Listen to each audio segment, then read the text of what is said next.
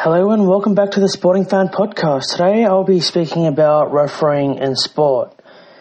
Namely, I'll be speaking about the refereeing in the NRL rather than sport in general.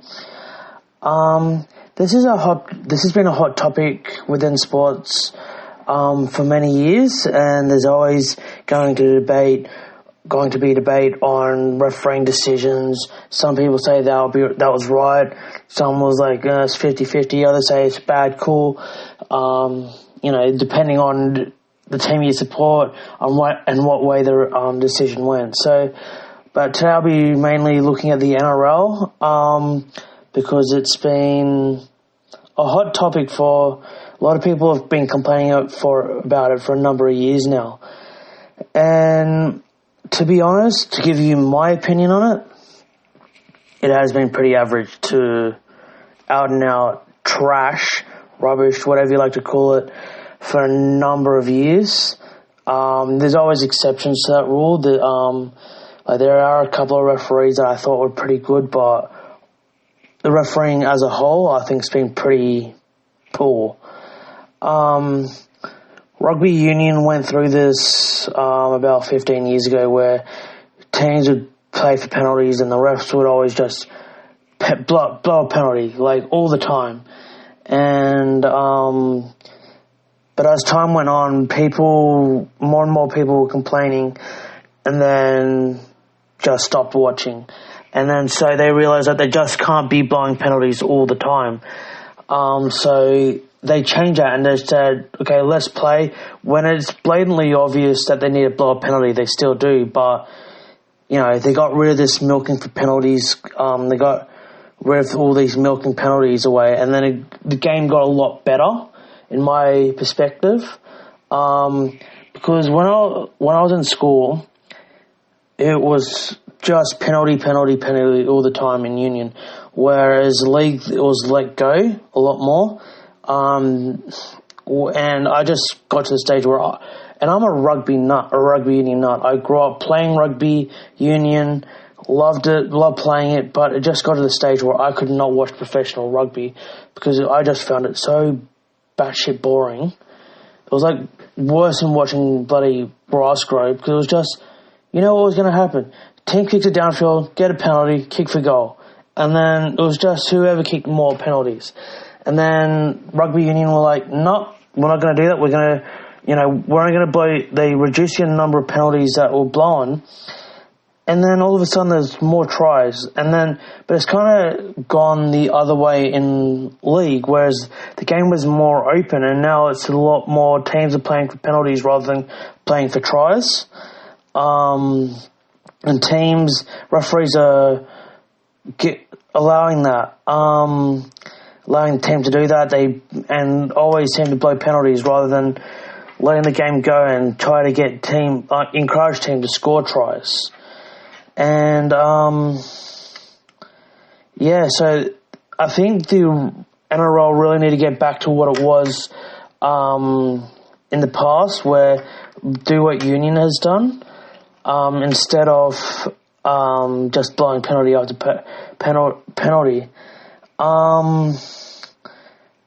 One of the other problems that I have also noticed over the last, and this is not just over the last 2 or 3 years, I've noticed this over the last really more than 10 years, really. It's been going back to about 2008, 2009, around there, where the NRL clearly has its favourites and they want certain teams to win.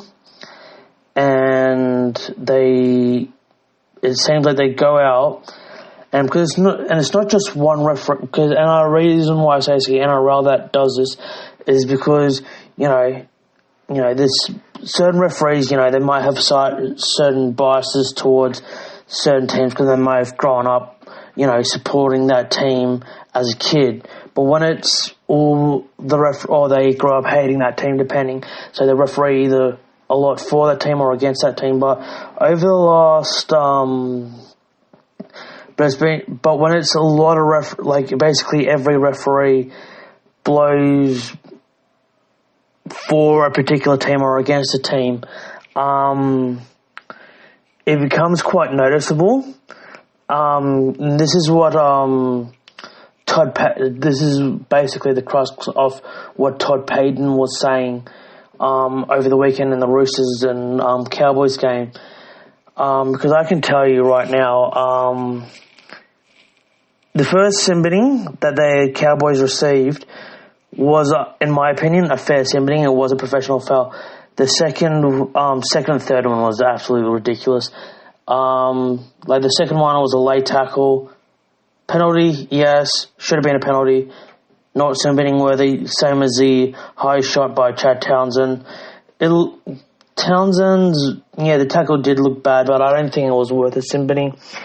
And, but in saying that, the Roosters are not a favourite. But the referees tend to hate them. It's about the first time they only get about a couple of games a year where they seem to get, the rub of the green when it comes to the referees, and it's usually against the lower place teams like the Cowboys. That they get them when they come against the top teams. They seem to get the wrong end of the pineapple. When it comes to that, the wrong end of the stick. So, when it comes to the refereeing. But that was just one example. Another example is, I'm going to give a couple of examples where I'm talking about, I'm going to give a couple of examples here with the favoritism and why I believe it's gone back longer than just the last few years. It's gone back, 2009, back to at least 2009 that I can remember. Because when Wayne Bennett was coaching at the Dragons, and people are going to say, Sal Grace, Rooster supporter, lost the 2010 grand final. But if you actually go back and watch not only that grand final, but a lot of, and people are going to go, the Roosters lost 32-8. There was 3 tries in that 2010 grand final that should not have been awarded for St. George. It was absolutely rubbish refereeing. And it wasn't just that one game. Between 2009 to about mid-2011, St. George played something about 65 or 70 games. This is, and they were leading up to a regular season game against the Roosters, a non-Anzac Day game. And it was later in the year. It was around 19 or something, around 18, somewhere around there. It was it was about midway to it was in the second half of the season. And in that time, as Wayne Bennett had been coached since 2009, he'd coached about 70, 65, 70 games, whatever it was. And they'd only lost something like 8 or 9 penalty counts in that whole time. Out of it was a little over 10% of games that they lost a penalty count. And this is when they had, even in games where they had half, and basically the only times that they lost a penalty count is when they had basically the whole team out with representative duties, when they had something like 7 or 8 blokes out. And people will say, what was the average? I couldn't find the actual statistics on it, but I remember the average penalty count was something, and then because people are going to ask, was it at least close? Was it 9-8 or something, where it was marginal, in the games that they won? No, the average was something like 9-6 or 10-6 or something. It was 3-2 that they were winning the penalty counts, or even more than that, with the penalty counts. And it was so much more, and it was, than what it was. And I remember, the reason why I remember it is because it came out in the media in the week that they were leading up to the Roosters game. And this is one game that just sticks out of my mind because the games, a lot of people won't remember it, but I just remember it because the game's more remembered for what happened off the field than on it. Because it was the week that the Roosters had a booze ban in place between the St. George and Manly game. There were those 2 weeks they had the club said, we don't want any player drinking. And then Todd Carney, Nate Miles, and Frank Pulinala-Sala went out and got drunk.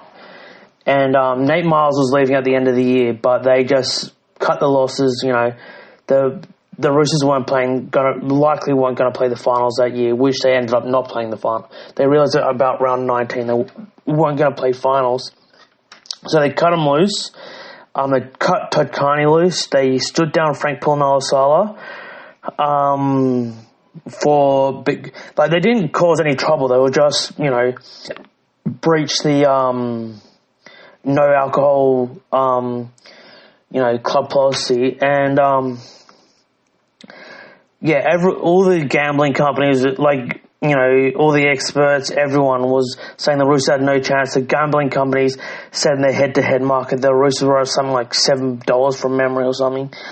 And they also had Ben Cummins as referee, who is notorious for hating the Roosters.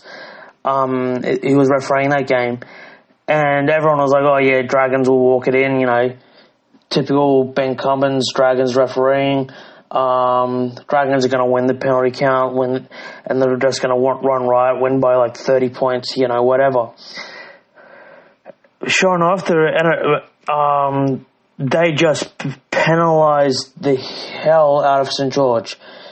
And for the rest of the season, the penalty count for St. George, like I was saying, went from 10-6 to basically being even for the rest of the season. It was about, that particular game, the Roosters just got everything. They got so many penalties.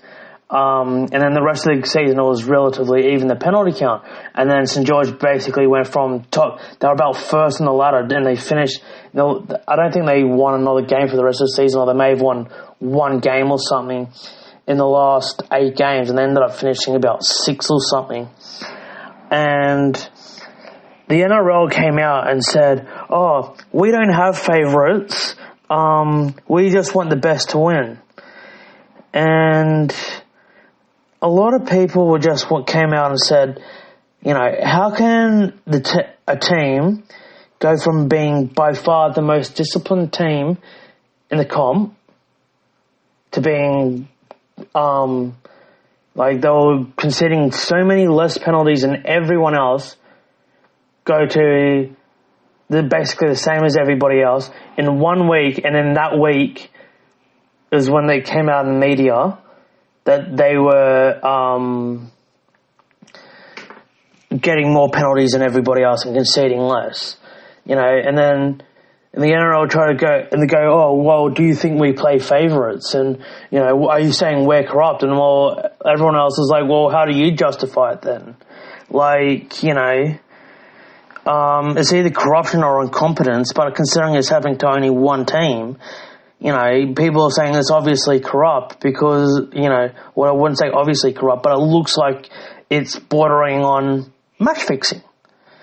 And that they were trying to, get the Dragons to win. And then when it came out, all of a sudden it stopped. And then people were like, people weren't saying it was match fixing, but it did sure as hell look sus. And, and then the NRL couldn't come up with an answer, right? So, so it was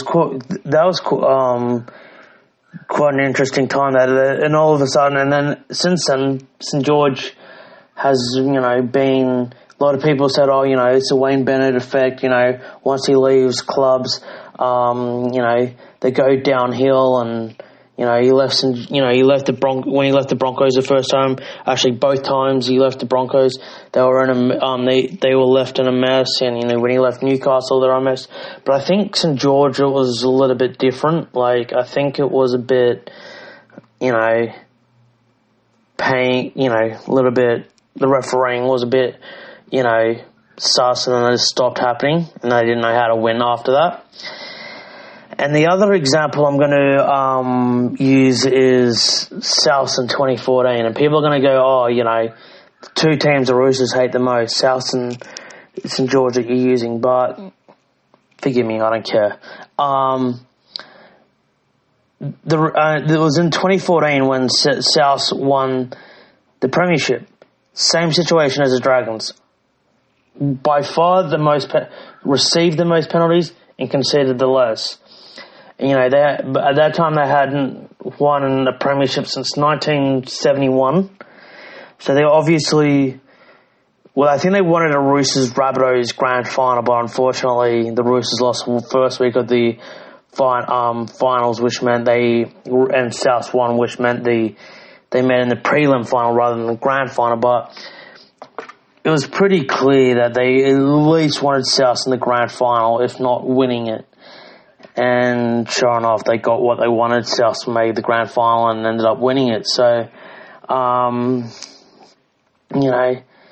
you have to eventually ask the question, this looks sus. And they keep saying, oh, no, which I'll get into in a moment. But they just kept saying, oh, this isn't how we do things. The biggest problem that the NRL has is that there's absolutely no accountability for the referees. You can't say anything bad against them. It's got to be the only job on the planet where there's absolutely no consequences for poor performance. People that work on this is serious, and I'm speaking from experience here. People that work on the counter at Coles, Woolies, and Aldi seem to be held to a higher standard.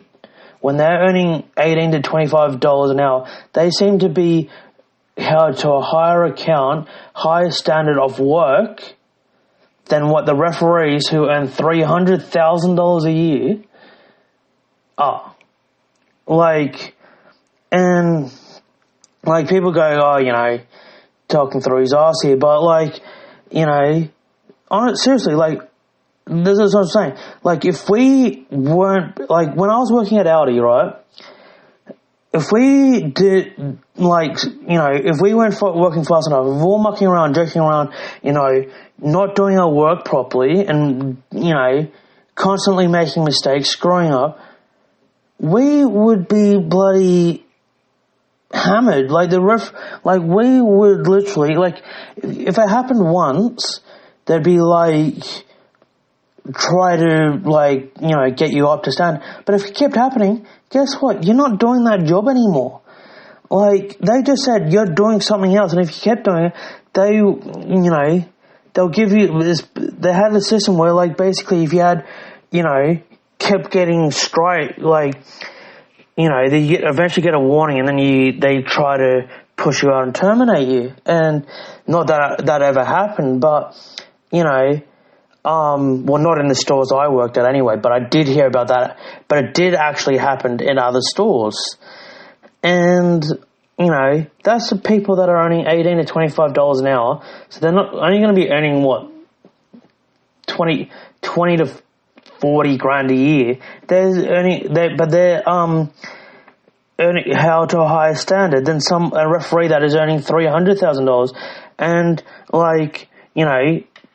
customers can complain about the staff. Managers can complain about staff. People from our stakeholders can complain about staff. Yet, at a retail shop, you can't. An NRL coach or a player can't complain, or anyone within a club, any of the 16 clubs, whether it be the CEO or whatever, can't criticise the referees. Otherwise, they risk getting a $10, $20, or $40, $50,000 fine. And it's ridiculous. The refs earn 10 times the amount, yet they're held to a lower standard than what... And there's a lot higher consequences for poor performance for a referee than it is for... someone working at Coles and Woolies. Yes, if you, at Coles and Woolies or whatever, or Aldi, you're not doing your job properly, yes, the food might go off, but they'll chuck that out, so the people won't get sick. Or if something gets damaged, it gets chucked out, so people won't get sick. Whereas referees, there's literally tens, if not hundreds of thousands of dollars, if not even more, millions of dollars, that a club can lose by poor refereeing. And that's what, and there's like that, and people go, oh, that's an exaggeration. It's not. Like, for example, if you're on the last regular season game and you need to win that game, whether it be for the minor premiership or to make the finals, so like you're ninth and you win, you're in the 8, or you win the minor premiership. To make the finals, you get prize money just for making the finals, where you don't get that money if you don't make the finals. So that's quite a lot of money, and it's even more if you win the minor premiership. You get more money. Then, like, what these people don't realise is that then there's a flow-on effect. If you make the finals, there's a big difference between finishing 8th and 9th. Like, look at people go, oh, you most times will finish, get knocked out first week. Well, they don't always, because, like, for example, the Cowboys in 2017 made the grand final from 8th place. The Warriors in 2008 made the prelim finals. Parramatta in 2009 made the grand final. So, there's each week you make more prize money. Then you also make, even if you do get knocked out first week, there's a sponsorship, and there's the you get more sponsors because you get an extra week. There's higher membership. There's, next season, at least for the first few weeks, you might have a higher crowd attendance. So you may, there's higher merchandise sales. So, there's quite a lot of money. So, the fact is they should be held to a much higher standard than what they are, especially at a higher level than someone that's working in a supermarket, which they don't seem to be. And and the thing is, I've said, it's just so many people have gone, well, nothing will change, and because, and I agree, nothing probably will change simply because, the head of football at the NRL, Graham Annesley, says that it's, the players have a bigger determinant on the game rather than the refs. But because he actually goes, oh, I'm sick of the coaches complaining about the refs. It's not their fault. It's not the referee's fault that they miss tackles and make errors, and it's not the referee's fault that they make the interchange at the wrong time, and all this. But what he doesn't realise is that, a couple of shit decisions at crucial times have a massive impact on the game. And it could have an impact for the next 10 to 15 minutes on the game. I've seen so many, times where a player's just dropped the ball cold and it's been stripped, and it's being penalised for a strip, or the other way around. So the opposition gets good, whatever team the bad call goes towards,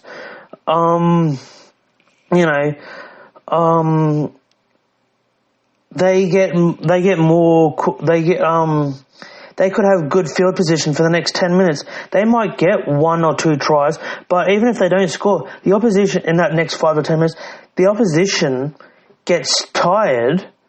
And it could have, because, they're not making as many meters as the opposition. They may only get 30-meter gains in a set, where the opposition's getting 50 and 60, and they're always peppering the line frequently.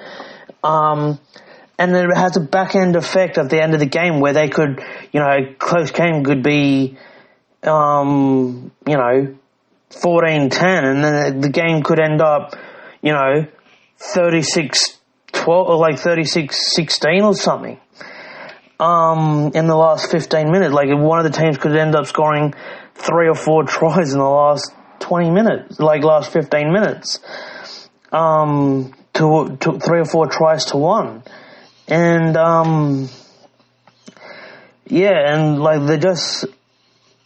there just doesn't seem to be accountability. While the head of football just keeps defending them, nothing will change. And they need to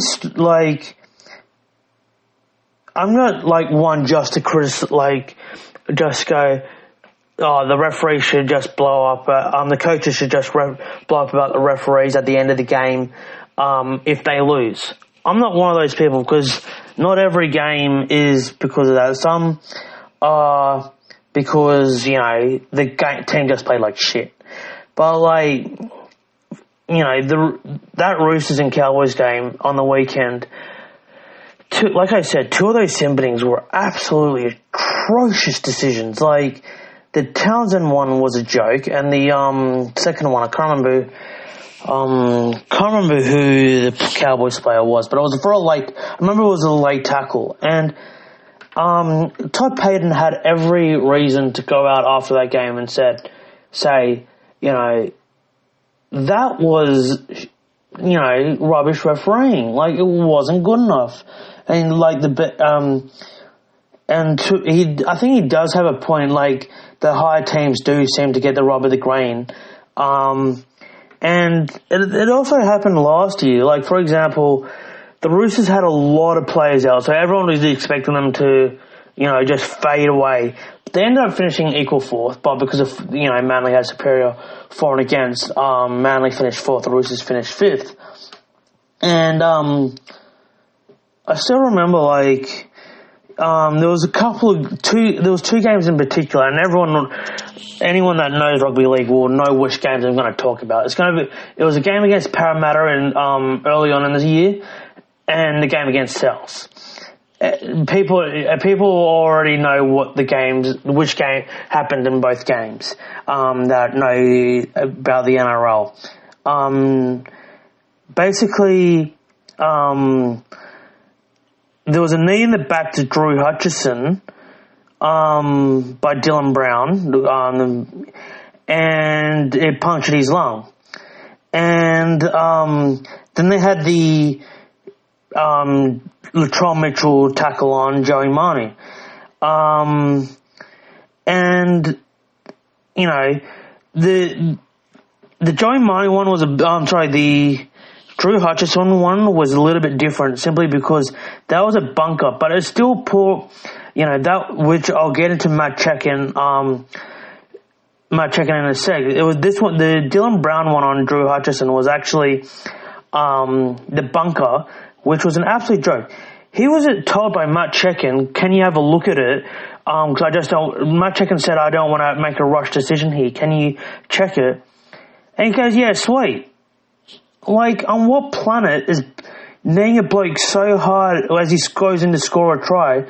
When has it ever been okay for a bloke to come in, unless your name is bloody Billy Slater, has it been ever okay for a bloke to knee a bloke so hard in the back that it breaks his freaking ribs and punctures his lung? Like, I don't know what game he was watching. Like, he had that long to bloody cool on it, considering Drew Hutchison was rolling around on the ground in agony for a long time, that he goes, oh, I might need to have a second look at it. He goes, no, sweet. And everyone's going, what? Like, even Matt Checkin was like, how the fuck do you think that is okay? And, even the other referees and touches are going, what? That's ridiculous. And then you had the Joey Marnie one where he's damn near had his head taken off. And then it took and then Ashley Klein, who was the on-field referee, and as soon as I saw it, I was like, that was high. Everyone at the ground could see it was high. Unless you're, and everyone watching at home, unless you're a bloody stupid South supporter, because it seems like every bloody South supporter that I saw thought it was okay, but, other than them, everyone seemed to going, what planet? Because they keep saying, oh, what about Hargraves? What about Radley? Well, the fact is they weren't the one that did the tackle and they get suspended and penalised for it. So that's where the main difference is.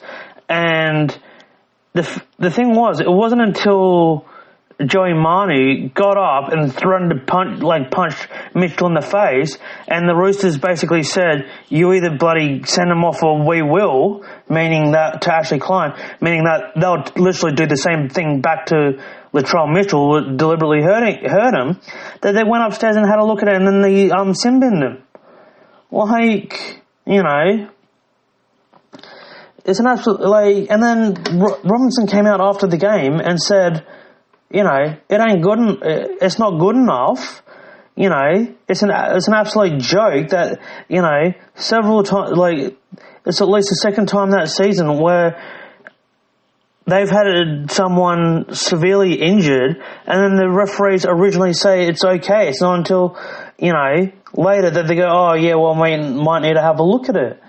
Like, what good does it do for the Roosters that, you know, Dylan Brown gets suspended for 4 weeks or whatever it was? You know, they've lost their 5'8". They're down to 16 players. He should have been sent off for the game. You know, Roosters, and then against South, so down to centre because the tackle. It should have been a send-off. But, and then they fined Robinson for saying, oh, the refereeing's not up to standard, which, by the way, the NRL actually agreed with, because in the Parramatta game, they stood down all the referees, which I'll get to in a sec, and they made Henry and in the South game, they made Henry Pienaar stand down and basically told him he ain't ever come back, which basically meant you either retire or we'll sack you. And so they clearly agreed with him, clearly agreed with what he said, yet he still got fined.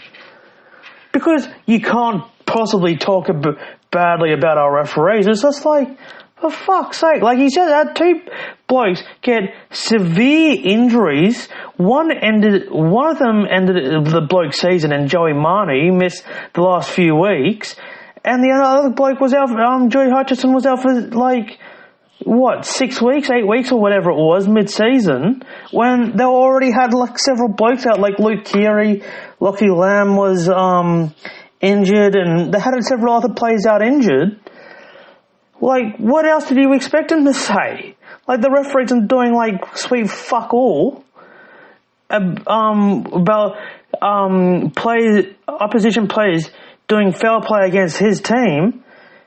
And you think he's just going to go, oh, yeah, sweet? Like, of course he's going to say, to be honest, he should have come out and said the referees are fucking cheating arseholes, is what he should have said. You know, they're a bunch of fucking incompetent morons who the whole lot should need to go back to referee school, and they should sack the whole lot of them. That's what he should have said. But I thought he was really restrained in what he said, and yet he still got a $20,000 fine. Like, it was an absolute joke. And, you know, he was really restrained in that. And then, but when they do have the accountability, half the time the bloody NRL blame the wrong bloke, you know. And this is where I'm going to come back to that Eels and Roosters game with the Drew Hutchison incident with Dylan Brown. Matt Checken saw the high shot on James Tedesco in the lead up to that. It's in the same play. James Tedesco, I think, was the one that threw the ball to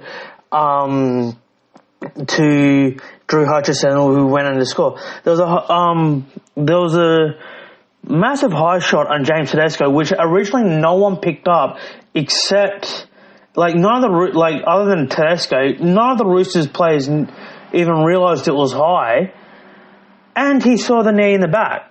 Like, no one at the ground realised the high tackle on Tedesco was high, except Checken. Matt Checken did the right thing and said, I don't want to make a rush decision. I don't want to make a decision based on the result. I don't want to make make a decision based on the emotion or the outcome. I wanted to have a second look at it. And then the bunker says the high shot wasn't okay. Put that on report, which was almost worth a simping. It was quite a bad shot. Looking back at our replay, but then he said it was on report, and then the back was fine. Yeah, they stood down all the referees and touchies. It's just like, well, wait on. Matt Checken wanted to get the decision right, so he didn't make a brash decision. He went upstairs to make sure they got the right decision. Yet he gets punished.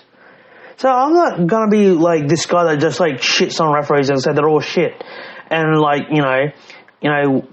they all should be punished if they make a bad decision. No, they need to punish the right bloke. Matt Checken in that situation did his job.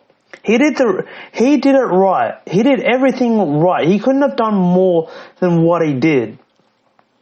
Yet he gets punished. He gets stood down. Admittedly, he was back 2 weeks later, but he gets stood down for someone else's incompetence, which is ridiculous that he even had to bloody answer for that, let alone bloody get punished for it. Like, actually, I'll take that back. Like, yes, he probably should have like been questioned about it, saying like what happened, but so maybe he should have probably answered for it, but he shouldn't have been stood down.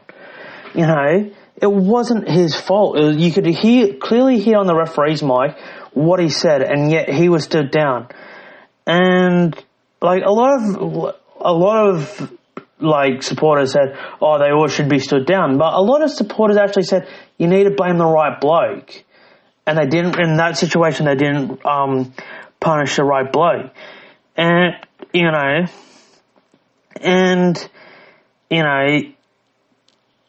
now they've lost him as a referee. He stood down and said, "I'm jack of this." Like, I'm sick, because it wasn't a one-off thing. Like, he's been blamed for that much shit when he's been refereeing that, like, does he get it right 100% of the time? No, but no referee does. But the thing is, he gets it better, right. He referees the game better and he gets it right more often than any other referee in the game. And he got basically shafted and got basically pushed out and he said, "I've had a gut full of this. I'm sick of this bloody infighting bullshit that I get blamed for stuff that's not my fault." And now the NRL's lost probably its best referee. And yeah, so it's like, they keep the bad ones in, but yeah, like, I think what would have saved Chicken in that Parramatta game is if they had a system similar to what they have in rugby union. If they have a tackle like that, what they had on Tedesco and Drew Hutchison, in rugby union, if that happened in rugby union, what they do is they go up to, what they call the TMO, is a bunker or video ref in rugby league, but there's TMO in union. They go upstairs, they all look at it, they see it on the big screen. The head referee says, "This is what I'm seeing A, B, and C." For example, in the Tedesco, if it was a Tedesco one, I can see a bad high shot there. Dylan Brown one on Hutchison, clearly needed it back. My punishment is, maybe for the high shot because Tedesco was coming down with a tackle from behind. Maybe on report, the Dylan Brown one, 10 minutes in the bin or possibly a send-off. Does everyone agree with that? And then they bring the touchies in and they speak to the team, and there's with a discussion with the TMO. TMO goes either yes, no. Everyone, like the touchies and the referee, TMO goes, "Yes, I agree." "No, I don't agree. I believe it should be this." And if they don't agree, they go, "I believe it's this because A, B, and C." And you know how they get the decision. And you go, "Don't agree with it, but at least I know why they do it." Whereas, I think that would be a better system because I think it would get a lot of this crap out there's bad decisions. Like, do I believe that they'll get it right, completely right? No. But it'll improve it, to an extent where it's at least, people can accept a couple of bad decisions, not when it's multiple bad decisions week in, week out. And, anything to make the game, like the refereeing, better can't be bad for the game. It could only be a positive thing. And, so that's how I think the refereeing can improve. Because I think, like, for the first few rounds, I think of the captain challenges, something like 70 or 80, the first of this season, that is, 2022 season. The first few rounds, there was something like 70% of the captain's challenges were successful. So, like, that's a very high number for 70%. That means you're getting, like, on certain decisions, the referees are getting more wrong than they're getting right, which is quite concerning that they're getting that many wrong. Even if it's, only been 10 decisions, there's been 10 captain reviews over the first few rounds, which was a lot more than that. There was several, and this was opening, I think there was the opening 3 rounds, I think it was. It wasn't including this latest round. I think it was either the first 2 rounds or the first 3 rounds that it was 70% were overruled. And I remember going, fair income, like, if there's that many, like, there's probably been 40, 50 reviews, and those, which means they're up over 30, 30 decisions wrong, around 30, 28 to 30 decisions at least wrong. That is a lot of decisions. 70% wrong is not good enough at that level. They should, but yeah, so, that's where I think that everyone has a look at it, and everyone, they wrote the video, and then they can all, anything to make the game better, right? That's my opinion, have everyone talk about it and then come to a unanimous decision and go from there. I'm interested to hear what you think on it. So please write a comment in the comment section, and if you don't, how you would improve it, what you think of the refereeing, if you think I'm being too harsh, being too nice, somewhere in between. And I would like to hear how you would improve it, because anything to improve the game, right? Because we all love rugby league. We all want it to be the best it can be, especially when it comes to refereeing. So, until next time, I hope you stay well and listen to my next podcast. Thanks for listening.